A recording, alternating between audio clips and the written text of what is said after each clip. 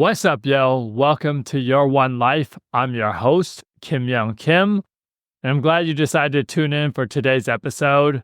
If you just discovered the show, here's what this podcast is all about. This podcast is all about teaching you from the greatest minds in the world, helping you in all areas of your life, and showing you how to look smart in meetings you weren't even invited to.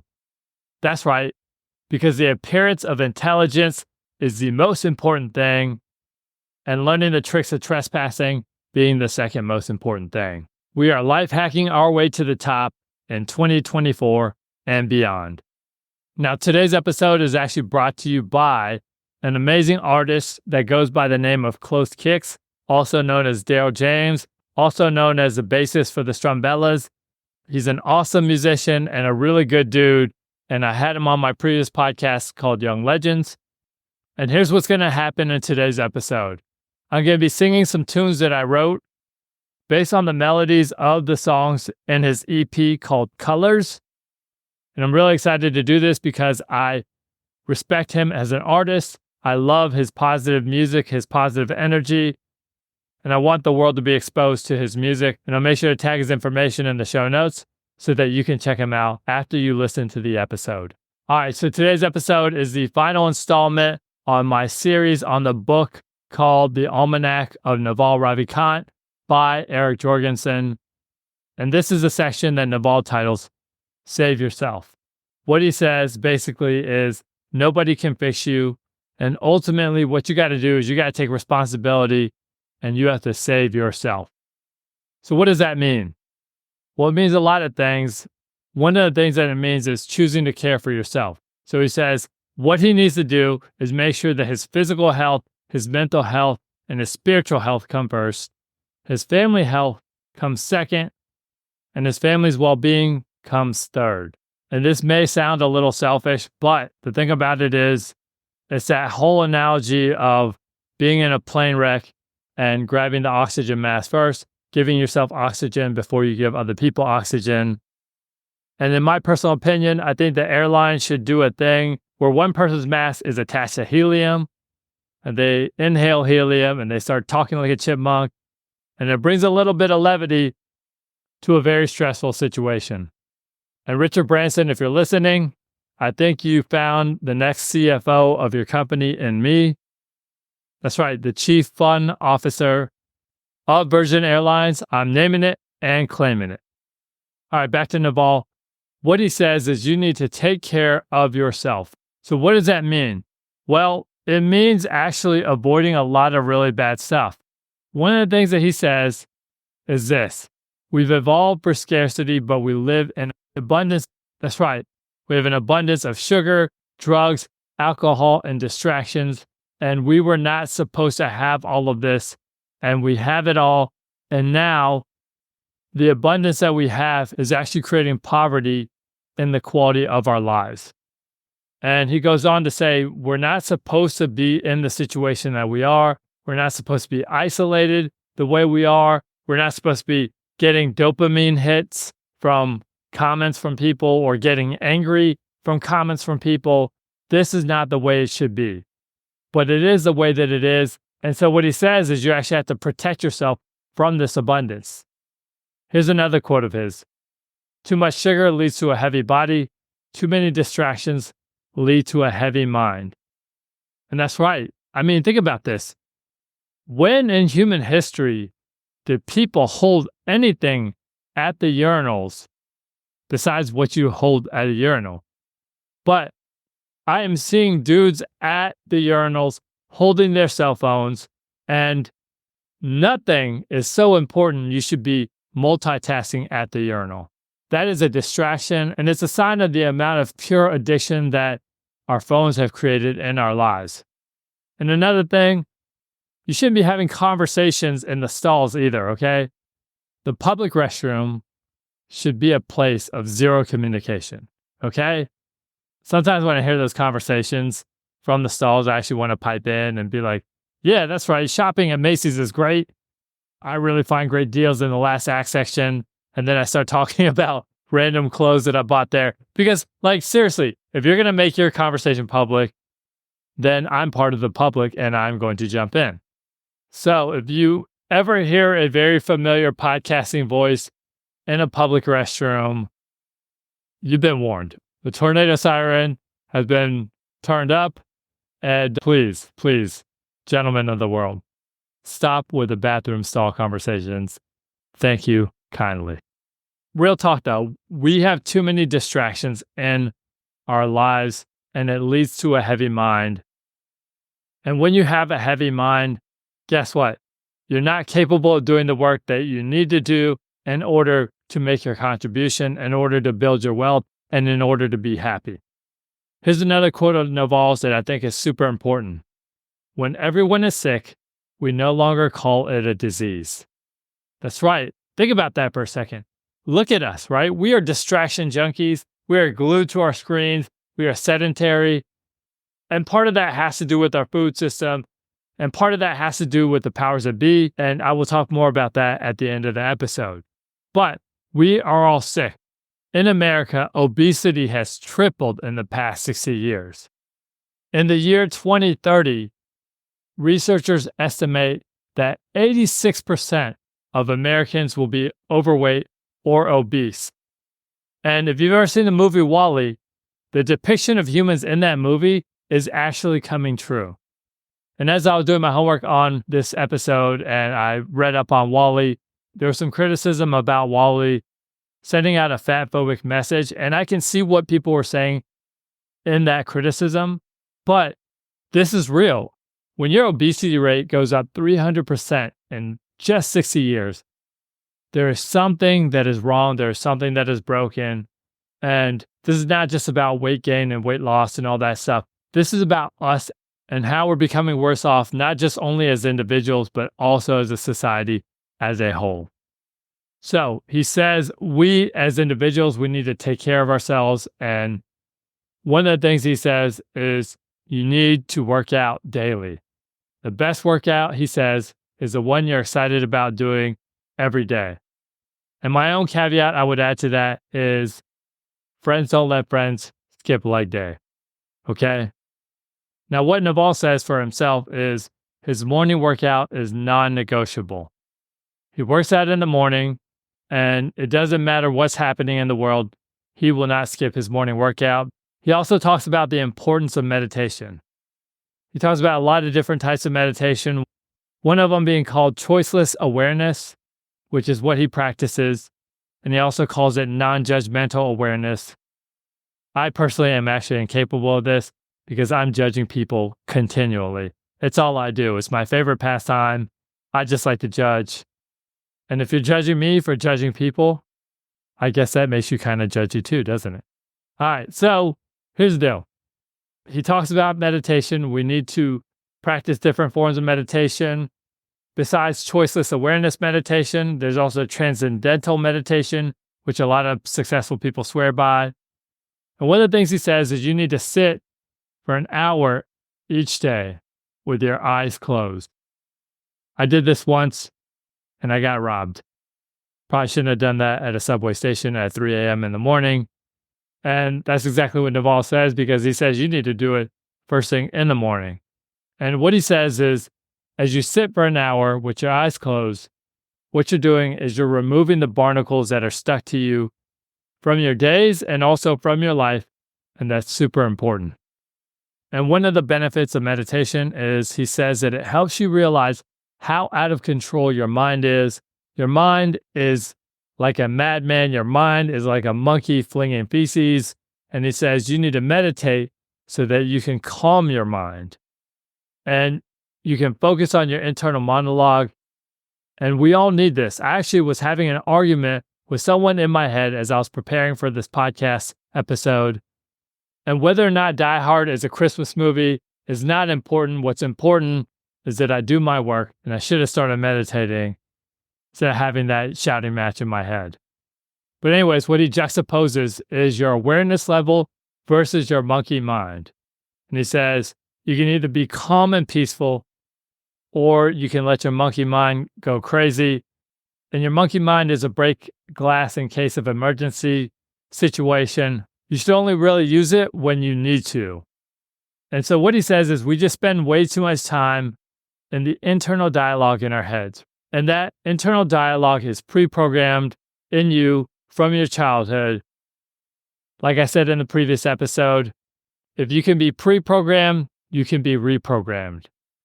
And what he says is you're not just your monkey mind, you're a level of awareness and a body. And I would also add, you are your level of popularity in high school forever. And that's why if you see me at Waffle House on a Saturday night, I'm still wearing my prom king crown. Because it's like an NBA championship. Once you get one, it can never be taken away from you. And I'm totally joking right now. I was never the prom king, nor was I an NBA champion. But I don't think that I should ever give up my dreams on either. And if you do, then keep your negative energy away from me. All right, so back to Naval. You're not your monkey mind. You are so much more than that. And what he says is each of us should be able to control our own mood. And what should happen is our mind should be a servant and a tool and not our masters. And that's really important for us to think about, right? Our mind should serve us, should make our lives better, and not run the show. The monkey mind, in all its craziness, needs to be tamed. And one of the ways that we can manage our monkey mind, he says, is to manage our sense of self and not to have an overdeveloped sense of self. Here's a quote from the book. At the very least, I do not want my sense of self to continue to develop and strengthen as I get older. I want it to be weaker and more muted so I can be more present in everyday reality, accept nature and the world for what it is, and appreciate it very much as a child would. Don't grow your ego. That's how you want to be, so you can be here, present in reality, accepting it all will help you to live free. Help you to live free. That's right.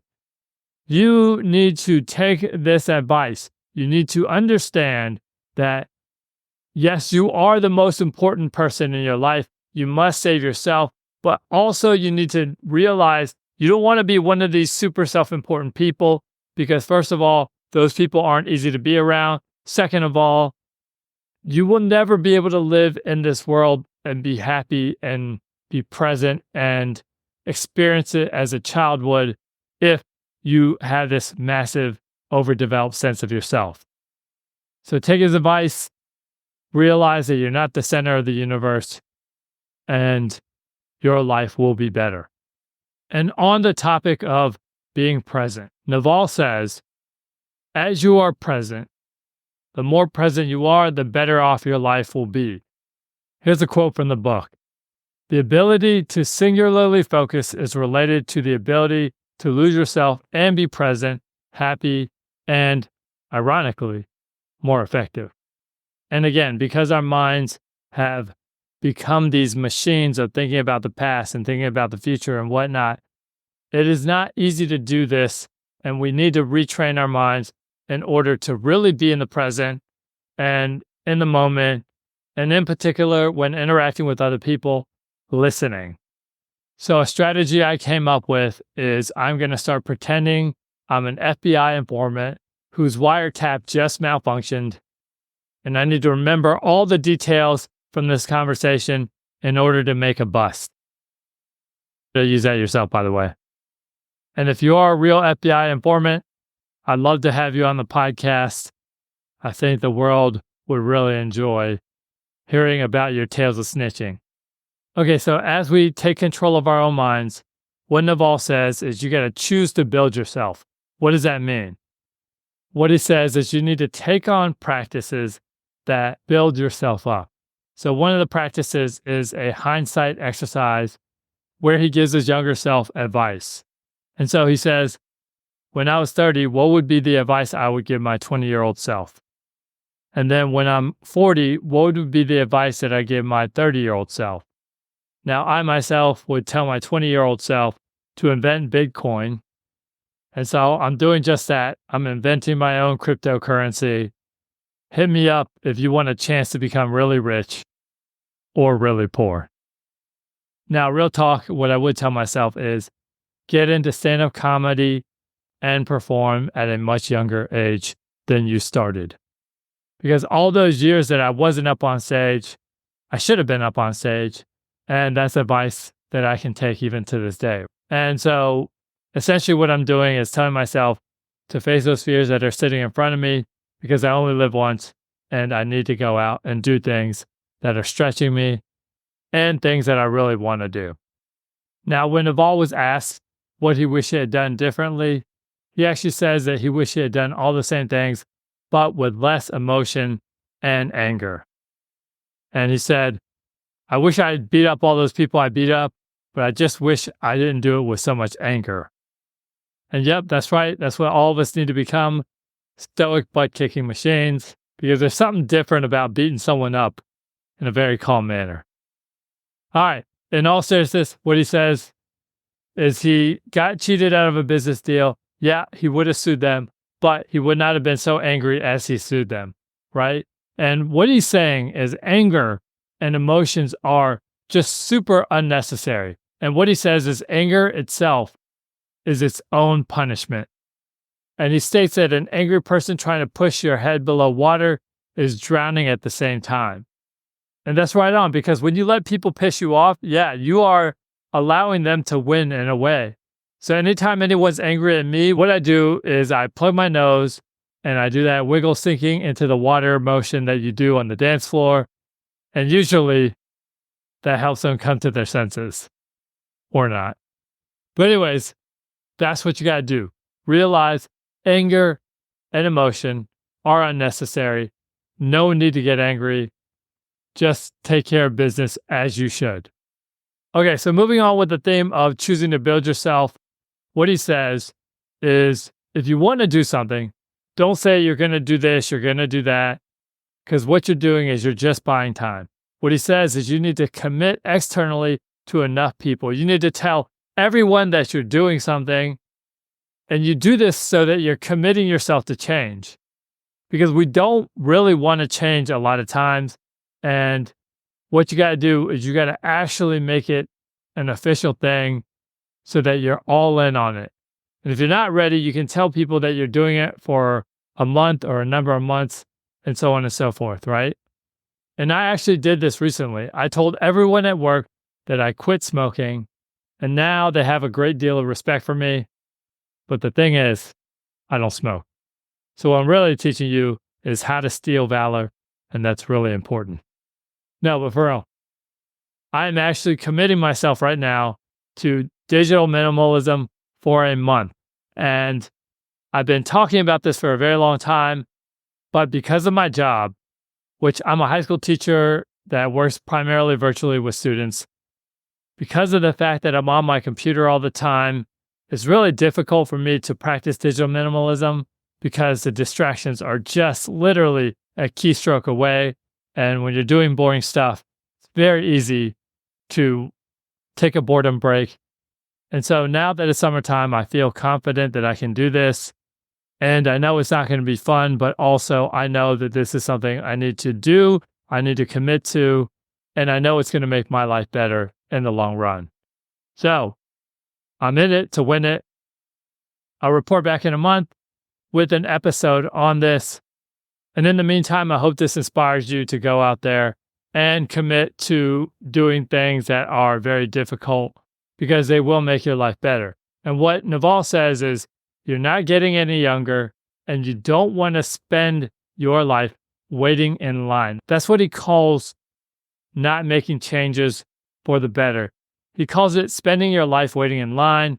And that is a great analogy because ultimately, destinations we want to get to, we can only get there through doing the difficult things. And the more we prolong not doing them, the more we spend our lives waiting in line.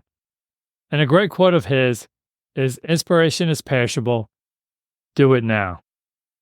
Do it now. That's what I say when I freestyle. I'm talking about the things that you need to do just to commit. You got to get sick with your freaking self and just come through and just do the things that you wanna, they might haunt you later on in life because you'll be waiting in line, you'll be taking your time, you'll be coming straight through. You need to make up your mind, you gotta come through, and you just gotta tell every single person that's how it's working. I'm talking about things that you don't want to change, but you gotta understand your life can be rearranged by the things that you commit to. And that's what I say. That's how you stick to the things that you want up in your life, because it's perishable. I'm talking about inspiration, what it is you're taking. I'm saying do it now so you could be creating the life that you want every single day. You do it now and you just stay up in your mind with your own time. And that's what I'm saying. What I just find, spit out the top. And that's how I go. Inspiration right there, up in the flow. All right, that's right. That's what you got to do. You got to do something your future self will thank you for by doing something very difficult right now. And as you do the difficult things, what he says is you need to be impatient with your actions, which is the thing you're doing now, but patient with results. Because things take time. If you start lifting weights, you start an exercise routine, you're not going to see results immediately. That's pretty much everything in life. You're not going to see results immediately, but you keep doing the thing, and over time, you will see results. But you got to commit, stick it out, and have patience. And as you build yourself, he also says you need to grow yourself, which is very similar to building yourself. And what he says is you need to create an environment that helps you to thrive. You need to create systems, not goals, in order to build a world where it's very easy to do the things that you've committed to. And if you're very murky on these concepts, go back and listen to the first episode of this podcast, which is on the book Atomic Habits, and that will help you significantly in the changes that you're trying to make. Now, as Naval talks about success, one of the things that he says is he won't be the most successful person in the world, nor does he want to be. He says, I want to be the most successful version of myself while working the least hard possible. Oof, I felt that more than anything else I felt from this book. These are jokes, and I'm also being a little serious. Yeah, you want to be successful, but you also don't want to work yourself into the ground because you also want to enjoy your life. And yes, of course, there are those people out there like Kobe Bryant and David Goggins and Bill Gates who can work their fingers to the bone, and that's just the way they're built.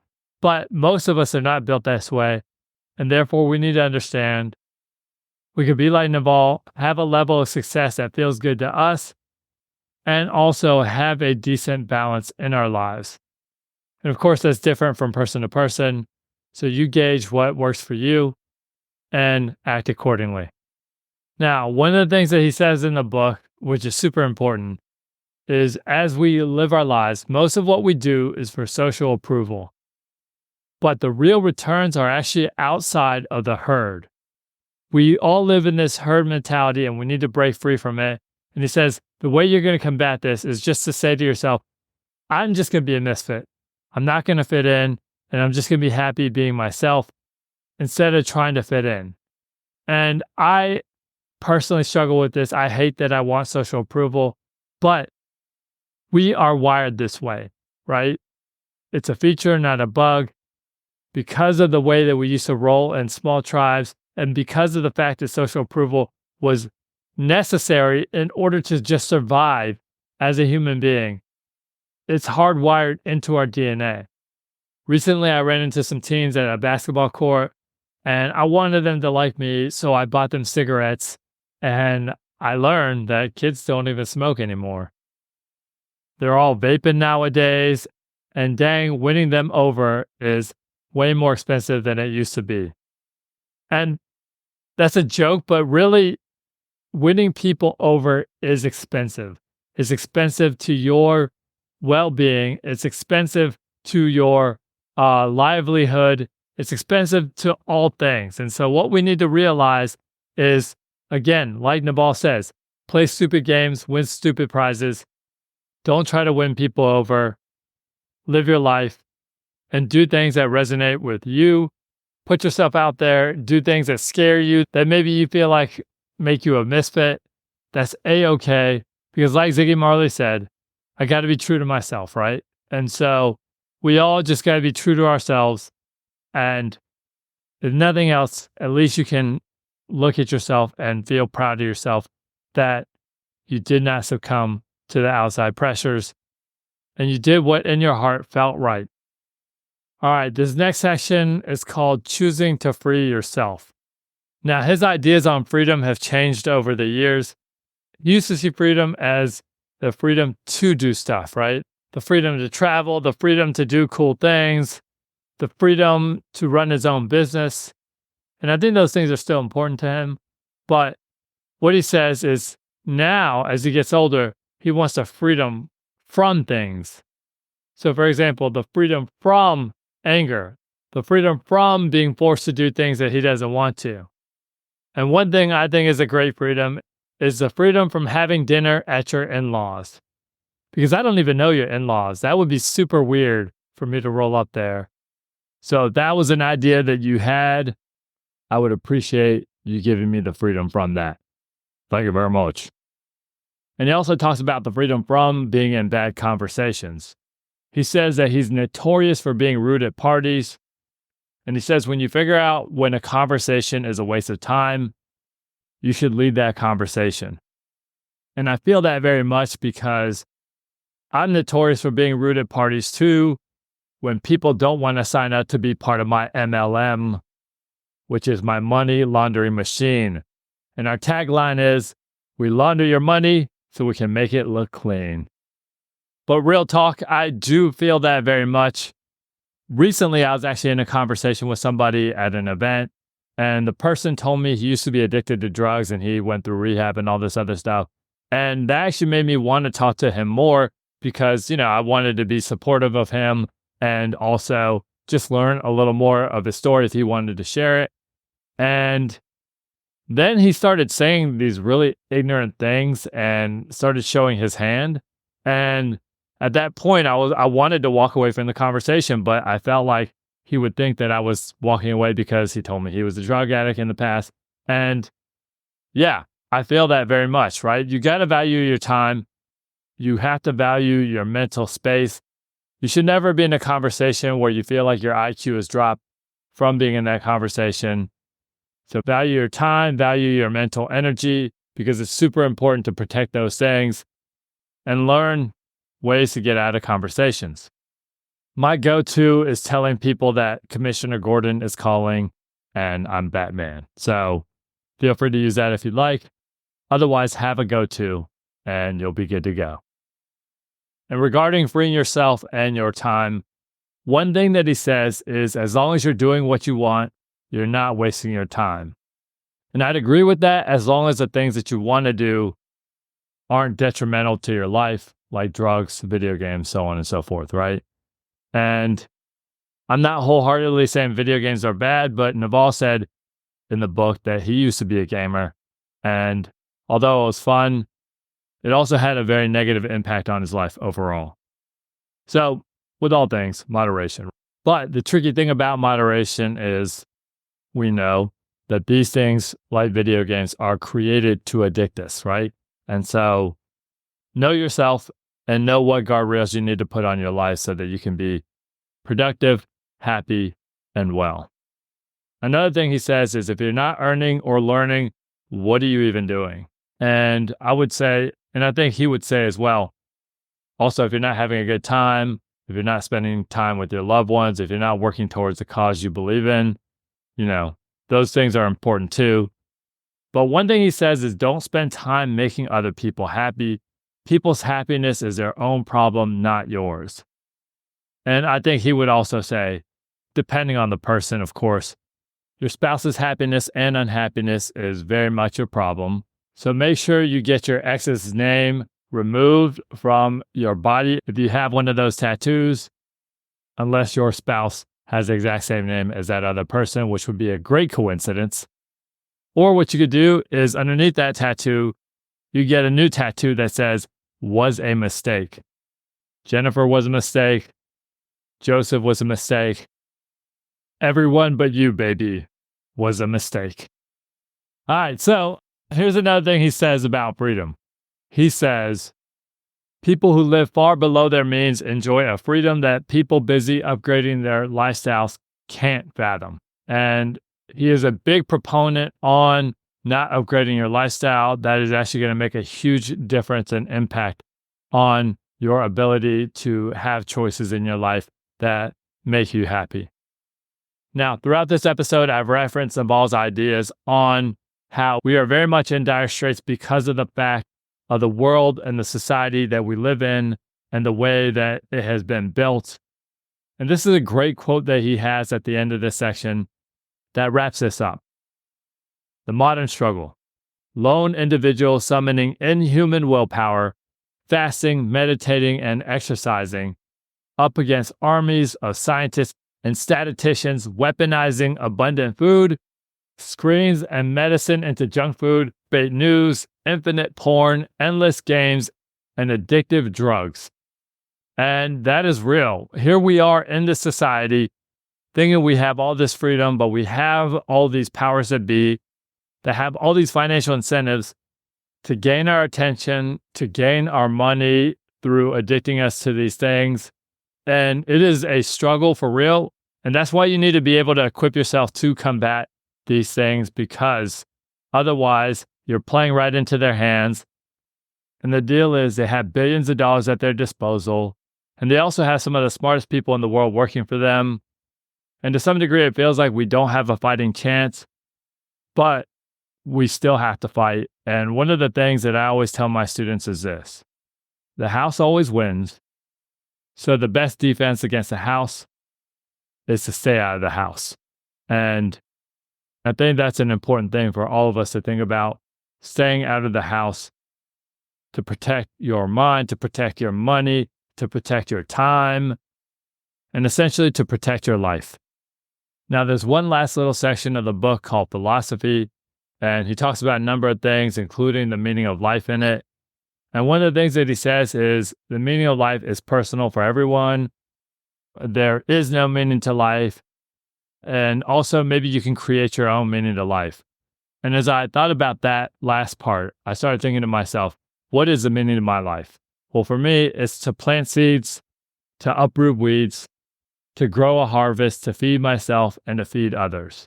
And so that's what this podcast is all about. And that's what I feel like the meaning of life is all about. And also to enjoy the process and to enjoy my life as I do all these things. And take care of my loved ones and all that important stuff that's pretty universal amongst all of us. All right, a few more things he talks about is living by your values. He says one of his main values is honesty. Another value of his is not living life by short-term thinking. He wants everything to be long-term thinking for him. And I'm sure you picked that up by now if you listen to all the episodes.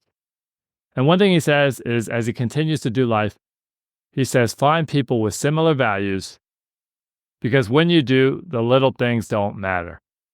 And he used that as a barometer in choosing his wife. And he also used it to choose the people he does business with, and also his friends, and the people he hires and works with. All right, let me wrap up that last part. On your journey to home, but don't journey alone, finding kindred souls to travel with, and see each day as a gift. Create meaning to life, and continue to rise on your journey. On your journey. All right, there it is. That's the end of the episode. I want to give a huge shout out to my man, Close Kicks, Daryl James, for letting me use some of his music to communicate this important message. I will tag him in the show notes. Please check out his Spotify, his Instagram, and all the other handles that he has out there. And tell him I sent you. All right, so that's a wrap. I hope you enjoyed the series on the Almanac of Naval Ravikant. Don't forget that the book is available for free on PDF format and also audiobook format through a podcast. I will tag both of those in the show notes. Now, if this podcast is new to you and you have not hit the follow button yet, please make sure to do that so that you don't miss future episodes. And if you've been listening and enjoying this podcast, please leave a rating and review on Apple Podcasts and Spotify. It helps significantly with discovery, and getting the word out there. Shout out to my dude Siraj for making the instrumental for this podcast. And shout out to you for the awesome things that you're going to do with the things you learned in today's episode. I will be back to my regular schedule, so I will not be releasing an episode next week, but I will drop an episode in 2 weeks. In the meantime, I hope you're happy, healthy, and well. This is Your One Life. I'm Kim Young Kim. And until next time, peace!